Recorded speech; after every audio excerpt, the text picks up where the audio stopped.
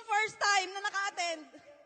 Exactly, January 2019, nang umattend ako ng kick-off first time ko, wala akong naiintindihan.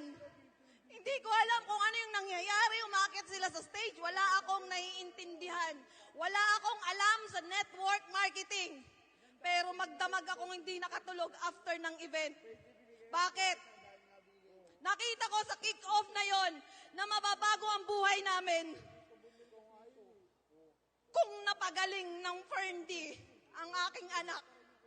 Sabi ko noon, kaya din itong pagalingin ang buhay namin. Hindi ako nagkamali. After 1 year, 1 taon lang to, bukod pa yung sasawa ko. Kulang-kulang 10 milyon. Hindi yun kayang ibigay ng mga negatibong tao. Paglabas ko nung kick-off, nilagyan ko ng takip ang tenga ko.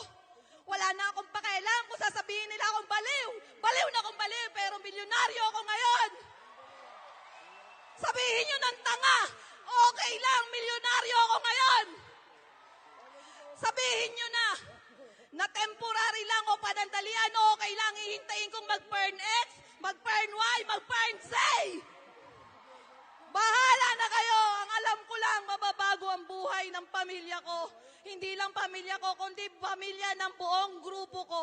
Flying iFern! Nagawa ko sa loob ng 1 taon, kayang-kaya nyo din ito.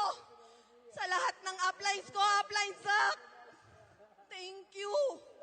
Upline Des, upline Daisy. Thank you. Sir Tom. Thank you. Para sa pamilya ko ito. Para sa iyo to, Terdin, sa Eileen, nasasawa ko sa magulang ko. Para sa lahat ng crosslines. Lahat, para sa inyong lahat. Kaya nyo ito, 1 taon lang to. Kung kinaya ko, kakayanin nyo din. Panghawakan nyo ang pangarap nyo sa pamilya nyo. Gumawa ka ng bago para mabago ang buhay mo. Thank you.